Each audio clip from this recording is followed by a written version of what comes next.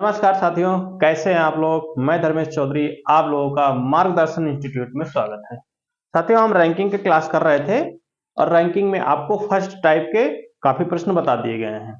आज हम second type की शुरुआत करते हैं और सेकेंड टाइप के कुछ प्रश्नों को लेते हैं जो आपके एनटीपीसी जो अभी एग्जाम होने वाला है उसमें संभावित है कि ये ऐसे ही प्रश्न आपके आएंगे।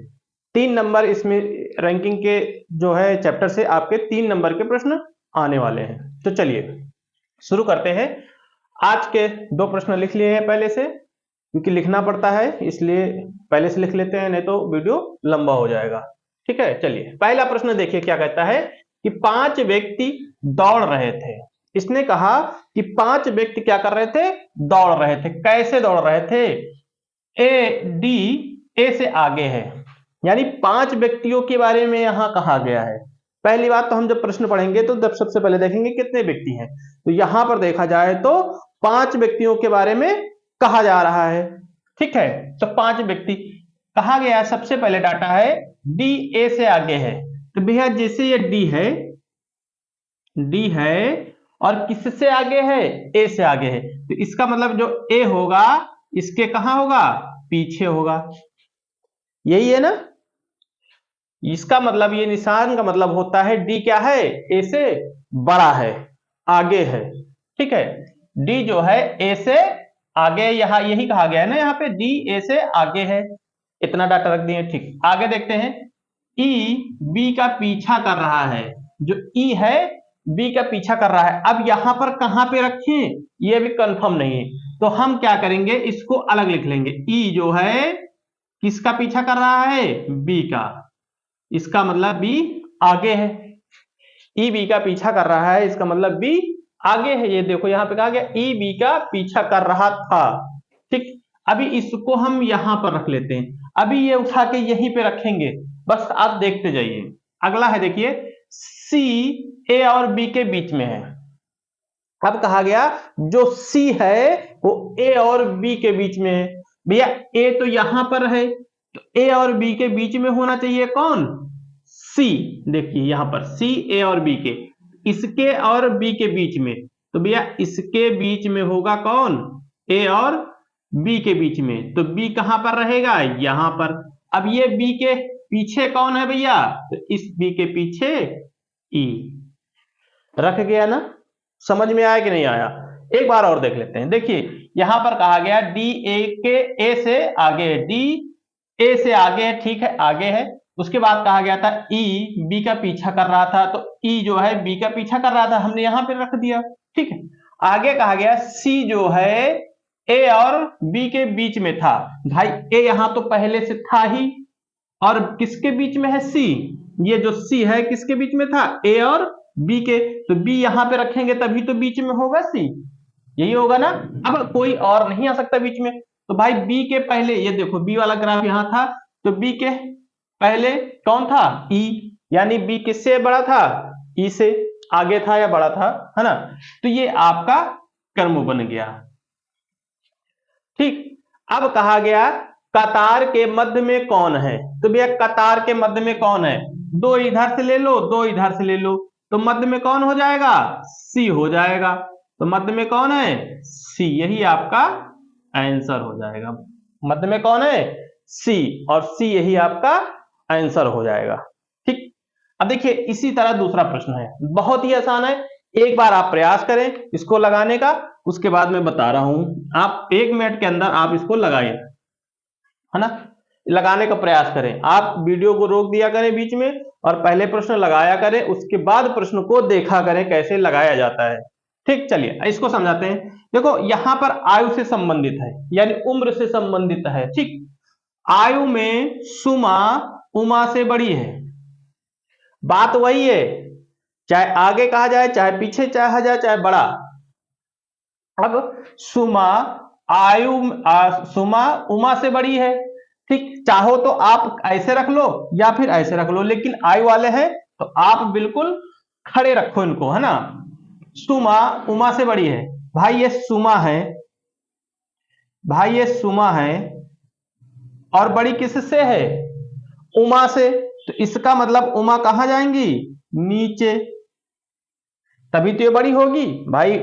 उमा छोटी है सुमा से, तो सुमा कहाँ जाएगी, ऊपर, और उमा नीचे। देखो यहाँ पे कहा गया सुमा उमा से बड़ी है, सुमा उमा से बड़ी है, ऊपर गई, इसका मतलब क्या है, बड़ी है। ठीक, ये हो गया आपका। आगे है गीता उषा से छोटी है, गीता उषा से छोटी है। अब भाई उषा से छोटी है, गीता किससे छोटी है, उषा से। तो चाहो तो आप यहीं पे रख लो, लेकिन यहां पे रखोगे कैसे, तो इसलिए आप अलग रखें। गीता उषा से छोटी है, किससे छोटी है, उषा से। ये हो गया आपका, यही कहा गया ना, गीता उषा से छोटी है। ठीक है, उषा से छोटी हो गई गीता। अभी इसको यहां पर हम रखेंगे, लेकिन पहले हम अलग रख लेते हैं। फिर आगे क्या कहा गया, प्रेमा सुमा से बड़ी है। तो भैया सुमा से बड़ी कौन है, प्रेमा। तो प्रेमा कहां जाएंगी, ऊपर, प्रेमा ऊपर। ठीक, ऊपर जाएगी। तो उनमें से सबसे बड़ी कौन है। अब ये वाला जो ग्राफ है, अब यहां पर सबसे बड़ा पूछ लिया गया। ठीक, अगर सबसे छोटा पूछता तो गड़बड़ हो जाता, लेकिन यहां पे सबसे बड़ा पूछ लिया गया। तो ये वाला ग्राफ जो है अब आप उठाकर नीचे ही रखते चले जाएंगे, नीचे ही रखते चले जाएंगे। जी देखिए, प्रेमा सबसे बड़ी, यहां पर सबसे बड़ी निकल के आई है, प्रेमा सबसे बड़ी, सबसे बड़ी। तो ये हमारा आंसर। देखो ग्राफ हमेशा अलग अलग बना लिया करें, क्योंकि एक में रखने का प्रयास आप करेंगे तो गड़बड़ हो जाएगा। ठीक है, ऐसे प्रश्न जब आते हैं तो और डाटा नहीं दिया होता उसमें, है ना। कुछ लोग सोचे होंगे कि उषा और गीता का संबंध किसी से किया ही नहीं गया है, बिल्कुल नहीं किया गया, लेकिन ऐसे ही प्रश्न आपके आते हैं जहां पर कंफर्म कर दिया जाए कि उनमें से सबसे बड़ी कौन है, तो नीचे वाले से कोई लेना देना है ही नहीं, है ना, नीचे वाले से फिर लेना देना नहीं। तो प्रेमा किससे, सुमा से बड़ी, तो इसका मतलब ये नीचे ही जाएंगे, है ना। इसमें कौन सही हो जाएगा, प्रेमा सबसे बड़ी है। तो चलिए आगे और प्रश्नों को देखते हैं, प्रश्नों को लिख लेते हैं।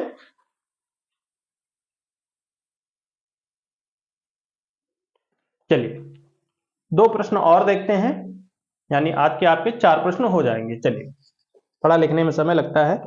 चलिए दूसरा प्रश्न, तीसरा प्रश्न है आज का आपका।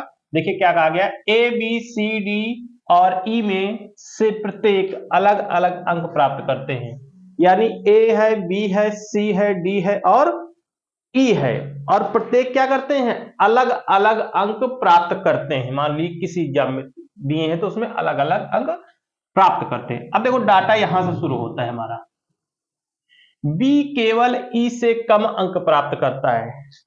जो बी है, मान लीजिए ये बी है, ये किससे कम अंक प्राप्त करता है, केवल और केवल बी किससे अंक कम प्राप्त करता है, ई से। तो इसका मतलब ई के अंक ज्यादा है, तो ई जाएगा ऊपर, जिसके अंक ज्यादा होते वो आगे होता है ना, या ऊपर होता है। तो बी कहा गया, बी केवल ई से कम अंक प्राप्त करता है, बी केवल ई से। अब जो भी होगा 5 में से सब इसके नीचे ही होंगे, जाहिर सी बात है। केवल इसने कहा है कि बी केवल ई से ही कम अंक प्राप्त किया है, उसके बाद दूसरा नंबर किसका है, बी का। इसका मतलब अब बी के ऊपर कोई और नहीं जा सकता। ठीक, बी के ऊपर अब कोई नहीं जा सकता। ठीक, अंक प्राप्त करता है, तथा ए केवल सी से अधिक अंक प्राप्त करता है। भैया जो ए है इसको अलग बना लेते हैं, ए केवल किससे अधिक अंक प्राप्त करता है, सी से। केवल इस ये अंक प्राप्त करा है किससे, सी से। इसका मतलब क्या है, एक से ज्यादा अभी कौन प्राप्त कर सकता है, बी तो प्राप्त कर ही सकता है, और एक और हमारा है जो डी, डी भी प्राप्त कर सकता है ना, क्योंकि ये केवल सी से प्राप्त अलग किया है इसने। क्या कहा गया, केवल सी से। तो अब बी तो दूसरे नंबर पे है, इसका मतलब जो तीसरे नंबर पे आएगा वो आएगा डी, और डी के नीचे कौन आएगा, ए आएगा, और ए के नीचे कौन आएगा, सी। ये हमारा क्रम हो गया। समझ में आया कि नहीं आया, ना आया हो तो एक बार और हम बता देते हैं। चलिए एक बार और समझा देते हैं इसको, फिर आपको समझ में आ जाएगा। ठीक है।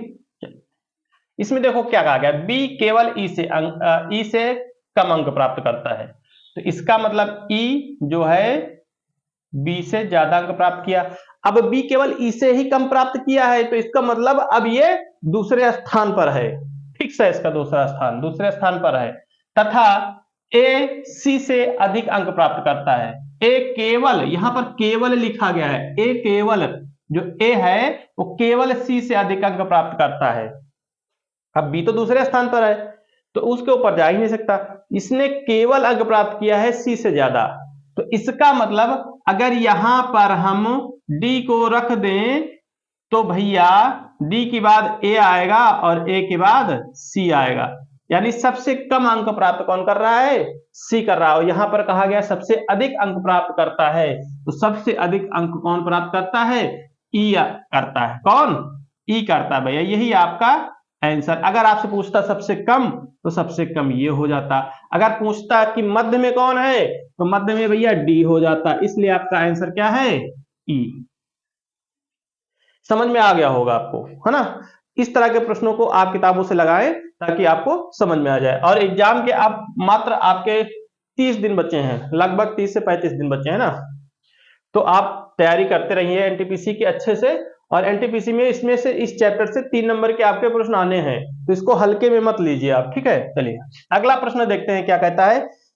शैलेंद्र, केशव, माधव, आशीष, यहां पर थोड़ा मिट गया है, इसको हम लिख देते हैं, आशीष है, आशीष।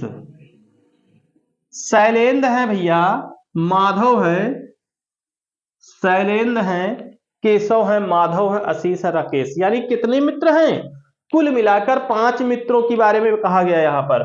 कुल मिला के 5 मित्र, शैलेंद्र, केशव, माधव, आशीष, राकेश, 5 मित्र हैं। ठीक, अब यहां से हमारा डाटा शुरू होता है। शैलेंद्र केशव से छोटा है, लो भैया लिखते हैं यहां पर, ये शैलेंद्र है, शैलेंद्र है, और शैलेंद्र केशव से छोटे है। शैलेंद्र किससे छोटा है, केशव से, तो केशव कहां पर जाएगा, केशव जाएगा भैया ऊपर। क्यों, क्योंकि शैलेंद्र से बड़ा है, शैलेंद्र केशव से छोटे हैं तो नीचे गया।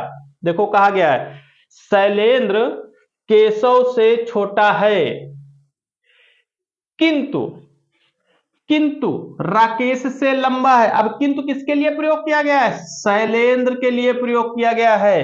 किंतु राकेश से लंबा है, राकेश से लंबा कौन है, शैलेंद्र, तो इसका मतलब राकेश क्या है, शैलेंद्र से छोटा है। किंतु, है ना, माधव सबसे लंबा है। अब लो भैया सबसे लंबा यहां पर कौन बैठ गया, माधव, सबसे लंबा, यानी अब सबसे लंबा माधव हो गया, माधव से लंबा कोई होगा ही नहीं, माधव से लंबा कोई होगा ही नहीं, तो यानी टॉप पर कौन है, माधव। ठीक है, माधव हो गया सबसे लंबा, माधव सबसे लंबा है, ठीक। आशीष केशव से थोड़ा छोटा है, थोड़ा छोटा क्या मतलब, वो छोटा छोटा होता है। आशीष केशव से थोड़ा छोटा है, तो केशव यहां पर है, केशव से छोटा है, तो इसका मतलब बीच में आएंगे, कौन आएंगे, आशीष, आशीष, है ना, थोड़ा छोटा है और शैलेंद्र से थोड़ा लंबा है, तो यानी केशव और शैलेंद्र के बीच में कौन है, आशीष है। इसी ग्राफ को हम साफ साफ बना लेते हैं, माधव, केशव, आशीष, शैलेंद्र और राकेश, ये हमारा साफ सुथरा ग्राफ बन गया है, ये हमारा साफ सुथरा ग्राफ बन गया। अब प्रश्न में कहा गया सबसे छोटा कौन है, तो भैया सबसे छोटा यहां पर राकेश ही है। कौन, राकेश है, सबसे छोटा कौन है, राकेश, यही आपका आंसर है। ठीक, तो ये था सेकेंड टाइप। ठीक, फर्स्ट टाइप के 1 से 2 प्रश्न आपके आएंगे, ठीक। सेकेंड टाइप से 1 प्रश्न आपका आना ही आना है, हो सकता है इससे 2 दे दे और उससे 1 दे दे, यानी 3 प्रश्न आपके एनटीपीसी के एग्जाम में आने हैं। तो आप इसको देख लीजिए चैप्टर को, इसके पहले जो 2 क्लासें करा दी गई हैं उसको भी एक बार आप देख लीजिए, ताकि आपका 3 नंबर पूरी तरह से क्लियर हो जाए। ठीक है, 3 नंबर आपका पूरी तरह से क्लियर हो जाए। इसमें और जो प्रश्न बचे होंगे तो वो भी मैं बता दूंगा। हालांकि आप बस जितने टाइप के बताए हैं इतने टाइप के आप कर ले, आपको 3 नंबर यहीं से मिल जाएंगे। ठीक, फर्स्ट टाइप पे ज्यादा प्रयास करें आप। ठीक, जो सूत्र के आधार पर मैंने बताया है उसका प्रयास करें। और ये वाले तो बिल्कुल आसान होते हैं, बस इनको ध्यान देना है, कौन किसके आगे है, कौन किसके ऊपर है, कौन किसके नीचे है, कौन किसके पीछे है, बस यही ध्यान देना है ना। तो उम्मीद करता हूं आज की क्लास भी आपको अच्छी लगी होगी। अगर आपको आज की क्लास अच्छी लगी है तो आप इसको अपने दोस्तों तक शेयर जरूर करें। जिनका भी एनटीपीसी का एग्जाम लगा हुआ है, एग्जाम देने वाले हैं, वो इस क्लास को जरूर देखें, क्योंकि यहां से उनको 3 नंबर मिलने हैं। तो ठीक है, आज की क्लास यहीं तक रखते हैं, मिलते हैं अगले क्लास में। धन्यवाद।